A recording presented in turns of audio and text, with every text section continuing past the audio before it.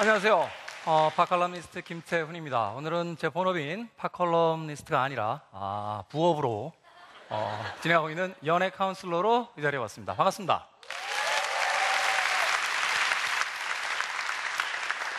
살아가면서 인생에 참 많은 고민들이 있습니다. 그 중에 어떤 고민들이 여러분들의 인생을 괴롭힙니까? 일단 학업의 문제가 있을 거고요. 그 다음엔 진로의 문제가 있을 거고, 진로가 잘 돼도 역시 노후의 문제까지, 우리는 요람에서 무덤에 이르기까지 항상 수많은 고민 속에 살아갑니다. 그리고 그 고민을 해결하기 위해서 참 많은 노력들을 합니다. 대학에 가기 위해서 수많은 교과서를 들여다보고 공부를 하고, 또 회사에 입사하기 위해서 몇 날 며칠 밤을 새면서 그 입사 시험 준비를 합니다. 그리고 돈을 모으고, 그래서 노후에 대비합니다. 하지만 많은 사람들에게 묻습니다. 인생에서 가장 놀라운 가치, 당신이 추구하는 가치는 무엇이냐? 라고 물어보면 많은 사람들이 사랑이라고 대답을 합니다. 그런데 인생에서 가장 중요하다는 그 사랑에 대해서는 그다지 공부하지 않습니다. 그리고 어느 날 갑자기 운명처럼 다가온다거나, 또는 사랑의 공부를 하는 것 자체가 왠지 순수한 사랑을 더럽히는 것 같습니다 라는 이상한 말들을 늘어놓습니다. 그리고 사랑이란 판타지가 가득한 놀이동산 같은 것인데, 그것을 공부를 하면 할수록 판타지가 사라지지 않을까요? 라는 고민들을 이야기합니다. 연애에 대해서 판타지를 이야기하시는 분들에게 전 그런 이야기를 합니다. 여러분들이 가지고 있는 그 판타지를 말끔히 걷어내야지만 사랑이라는, 또는 연애가 가지고 있는 그 본질적인 아름다움을 볼 수 있다. 여러분들은 그 판타지에 애매모호하게 쌓여있는 연애와 사랑 속에서 헤매고 있을 뿐이다.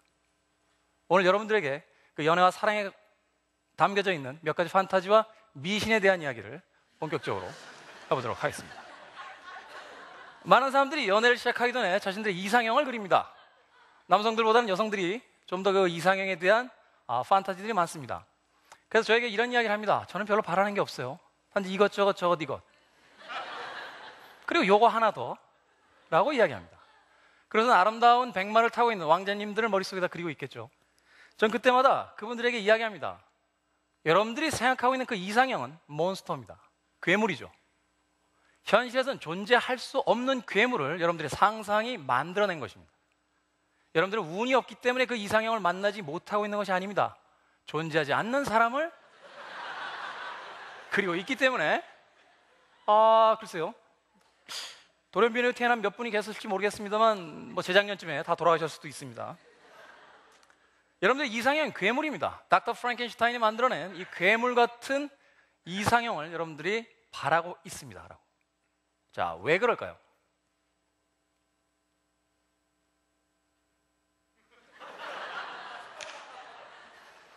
소박합니다. 아주 소박해요. 이 정도면은 그다지 욕심이 많으신 분도 아니에요. 182cm 75kg, 몸매 괜찮습니다. 성격은 활발해야죠. 역시 남자는. 활발한 성격인 이 스포츠맨일 거고, 이 스포츠맨도 웬만하면 좀 폼이 나는 걸 해야 됩니다.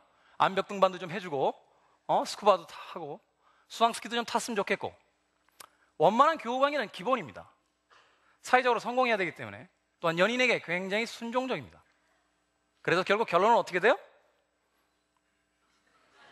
오직 나만 바라보는 남자라는 결론에 이르게 됩니다. 자, 여기서 하나 묻고 싶습니다. 여러분들 수학 배우시죠?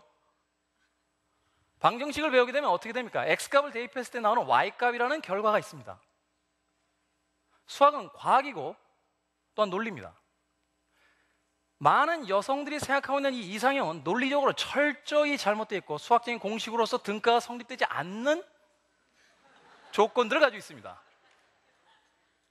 하나씩 볼까요? 182cm 75kg입니다. 멋질 거예요. 외모 별로 안 봅니다. 얼굴은. 남자가 이 정도 몸매면 수트 하나만 허리선을 잡아서 날렵하게 입어도 웬만큼 여성들에게 어필할 수 있습니다. 활발한 성격이니 주변 사람들에게 말을 거는데도 굉장히 노련할 것이고 화술도 뛰어날 겁니다. 스포츠맨이고 원만한 교우관계를 가지고 있으니 바쁩니다. 바쁘죠. 스포츠하려면 어떻게 해야 돼요? 암벽 등반하고 스쿠버 하려면 바다로 가고 산으로 가야 됩니다. 그렇죠? 원만한 교우관계는 뭔가요? 친구들이 불러면 나갑니다. 후배들이 선배님이라고 하면 언제든지 가서 술 한잔을 받아주고, 또한 아는 선배도 무지하게 많습니다. 단지 남자 선배와 후배들만 있을까요? 아닙니다. 그를 오빠라고 부르는 수많은 여자 후배들이 있을 것이며, 선배님이라고 부르는 또 수많은 연상의 여성들도 있을 겁니다. 너무 싫죠?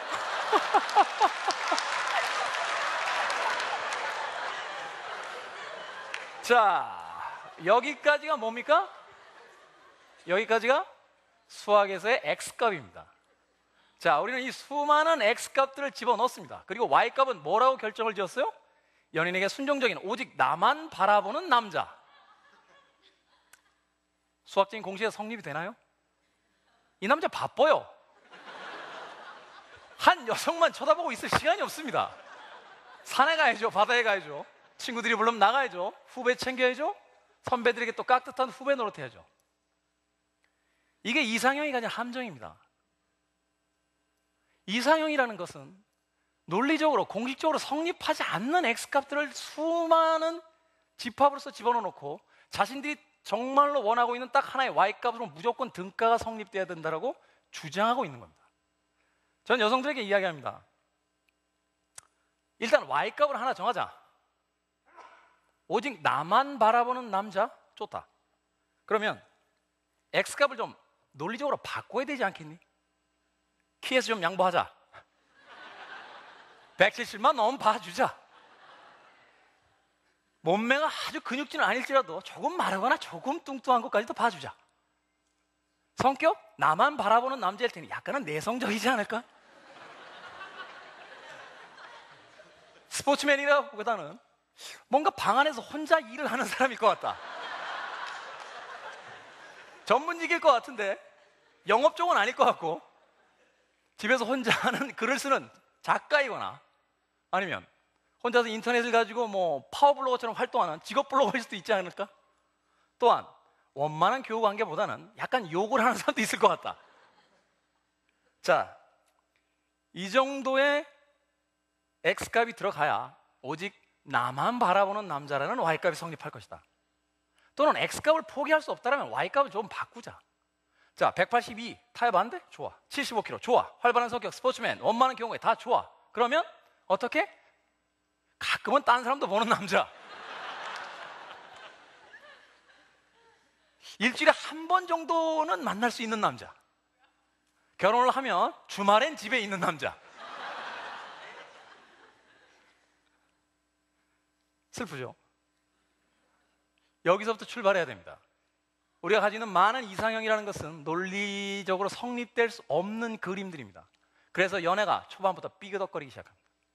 자신들의 이상형을, 끊임없이 존재하지 않는 이상형을 현실의 사람에게 대입시키기 때문에 늘 불만에 가득 차 있습니다. 이 남자에게 80%가 충족이 됐는데 나머지 20%에 충족되지 않는 부분 때문에 그 사람을 괴롭히고 결국 연애는 끝이 납니다. 남녀의 차이를 이야기할 때 아담과 이브를 이야기합니다. 서양의 철학의 근간인 기독교는 남자의 갈비뼈에서 여자를 만들었기 때문에 여성은 남성에게 종속적인 관계라고 몇천 년 전부터 주장해 왔습니다. 이건 20세기까지의 진실입니다. 21세기엔 바뀝니다. 어떻게 해요? 갓이라는 프로그래머가 최초의 프로그래머 하나를 만들었습니다. 테스트용이죠. 이름은 아담. 버전은 1.0입니다. 만들어 놓고 나니 오작동을 합니다. 이상한 짓들을 막 해요. 자기들끼리 싸우고 전쟁을 하고. 그래서 그 프로그래머는 개량형을 만들자. 상위 버전. 그래서 2.0, 2부를 만들어냅니다. 이야기는 뭘까요? 여성이 남성보다 진화된 종족이라는 겁니다. 남성과 여성이 싸웁니다. 그리고 각자의 무리로 돌아가죠. 남자들은 이렇게 얘기합니다. 여성들부터 볼까요? 여성들은 이렇게 얘기합니다. 저 바보 같은 인간들 뭐라고 해야 될지 모르겠어. 남성은 자신의 무리에 가서 뭐라고 그래요? 야, 도대체 모르겠어. 왜 그러는데? 단순합니다. 여성은 2.0, 남성은 1.0입니다. 1.0에서 만든 파일은 2.0에서 열리죠.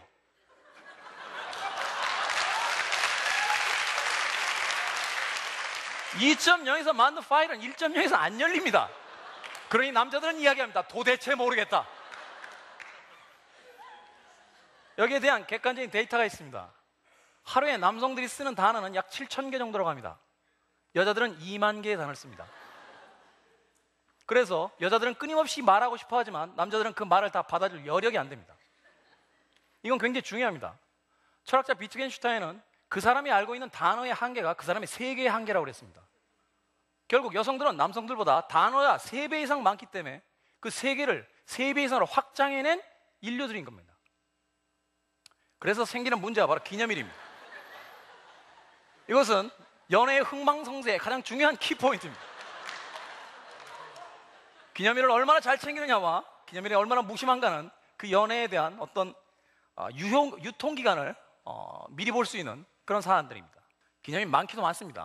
100일, 300일, 1년 1000일 생일, 화이트데이, 크리스마스, 결혼기념일. 영국에서 조사한 바에 따르면 남성들이 크리스마스 때 연인의 선물을 고를 때 받는 스트레스 지수가 전투기 조종사들이 출격 직전에 겪는 스트레스와 똑같다고 합니다. 왜요? 왜 그럴까요? 디테일이 딸리기 때문입니다. 연애 초반에 우리는 선물을 다 줘버립니다. 뭘 사줘요? 목걸이, 반지. 백은 아직 사줄 형편이 못 되고. 그럼 어떻게 됩니까? 그 다음부터는 뭘 사야 될지 모릅니다. 뭘 사줘야 되지? 뭘 해줘야 되지? 여기엔 기본적인 차이가 있습니다. 왜? 여성들은 이 기념일이 특별한 날이기 때문에 석 달 전부터 고민합니다. 어디 갈까? 뭘 사줄까? 무슨 얘기를 할까? 어떤 옷을 입을까? 남성들은 어때요? 당일날 아침에 눈을 뜨면 생각합니다. 큰일 났다. 그날이 백화점에 문을 닫는 월요일이면 아주 큰일 난 겁니다. 디테일의 차이가 있죠. 왜 이런 현상들이 생길까요? 기념일을 바라보는 남자와 여자의 차이 때문에 그렇습니다. 결혼식을 앞두고 남자와 여자는 각기 이 결혼에 대해서 많은 고민을 합니다. 결혼하신 분들은 아실 겁니다. 그 전날 밤에 잠이 안 오죠. 여성들은 이렇게 고민합니다. 이 남자가 맞는 걸까? 내게 수많은 대시를 했던 그 많은 남자들 중에서 과연 이 남자를 선택한 것이 옳은 걸까? 남자들은 그 시간 무슨 고민을 하죠? 상대가 누군지는 중요하지 않습니다. 결혼을 해야 되나? 내가 자유를 잃어버리는 게 맞는 건가? 기념일은 바로 그런 날입니다. 여성들이 기념일에 원하는 건 비싼 선물이 아닙니다. 그 선물이 가지고 있는 의미입니다. 어떤 의미? 세상에 나를 향해서 대쉬했던 그 수많은 남자들을 다 버려둔 채 당신을 선택한 것이 맞았다라고 내게 증명해 주세요라는 날입니다. 이 남자를 선택한 것이 옳았구나. 다른 남자가 아니라 이 사람하고 결혼하길 참 잘했다. 이 사람하고 연인이 된 것이 정말로 행복한 것이다 라는 것을 확인시켜달라. 그래서 여자들에게 기념일은 굉장히 중요합니다. 그런데 남자들의 기념일은 어때요? 대한민국의 여자들이 좀 이상한 버릇이 있습니다. 연애가 안정권에 들어가거나 결혼 생활이 되면 사랑을 의리로 강요합니다. 무조건 넌 나를 사랑해야만 해. 내가 비록 원숭이가 30마리 그려진 잠옷을 입고 무릎이 이만큼 나온 트레이닝복을 입고 또는 아침에 세수를 못하고 아이 키우느라고 화장을 못해도 이틀 동안 머리를 감지 않아도 너는 나를 사랑해야만 해. 왜? 우리는 연인이자 결혼한 부부니까. 그럼 남자들은 어떻게 생각해요? 아침에 출근하면서 아침 6시부터 일어나서 머리를 곱게 말리고 화장을 정말 정성스럽게 하고 가장 좋은 옷을 입고 그 큰 거리에 나가 있는 아름다운 여인들을 보면서 생각합니다. 저 애들을 다 포기하고 집에 있는 그 여자를 얻었구나.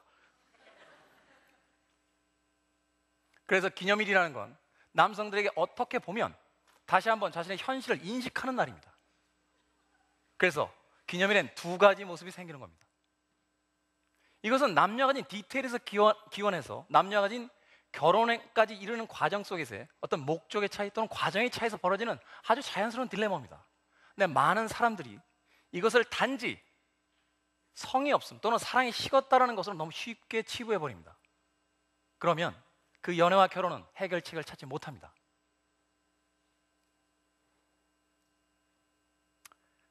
유지태와 이영애 씨가 나왔던 영화입니다. 봄날은 간다. 이 영화 보신 분들 계시겠죠? 이 영화 속에서 가장 유명한 대사는 이겁니다. 야, 어떻게 사랑이 변하냐? 변해버린 이영애 씨에게 유지태가 이렇게 울부짖습니다. 그래서 많은 책 속에서 또는 많은 칼럼 속에서 많은 사람의 입을 통해서 사랑이 어떻게 변하니?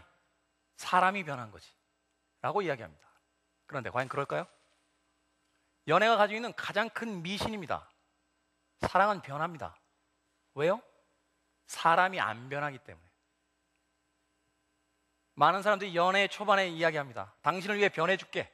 당신도 나를 위해 바뀌어줘. 하지만 우리는 알고 있습니다. 그렇게 따지면 군대 갔다 온 사람들은 다 효자게요? 제대 3개월 만에 다 원상복귀합니다. 자기 모습 그대로. 오직 어머니만을 위해 살겠어요. 어떻게 해요? 3개월이면 다시 예전의 그 모습으로 돌아갑니다. 연애도 마찬가지입니다. 연애의 최초의 열정이 사라지고 나면 그 사람은 자신의 원래 모습으로 돌아갑니다. 그래서 많은 여성들이 많은 남성들이 저희 가서 묻습니다. 그 사람은 변했어요. 왜 변했을까요? 그때 이야기합니다. 아니, 변한 게 아니죠. 그 사람의 원래 모습으로 돌아간 겁니다. 그래서 저는 연애와 사랑에 빠진 연인들에게 그렇게 충고합니다. 그 사람을 바꿀 수는 없다. 20살이 넘어버린 성인들은 정말로 엄청난 시련과 엄청난 깨달음이 있기 전까지는 스스로와 지금까지 확립해온 습관과 천성을 바꿀 수 없다. 그렇다면 그 자리에서 다시 한번 고민해야 된다. 어떻게? 장점은 장점대로 기능할 것이며 단점, 그 사람의 안 좋은 면을 내가 끌어안고 갈 수 있는지 없는지를 판단해라. 그것이 연애에 성공하는 법이고 사랑을 얻을 수 있는 법이고 결국은 행복한 결혼 생활을 할 수 있는 방법이다. 감사합니다.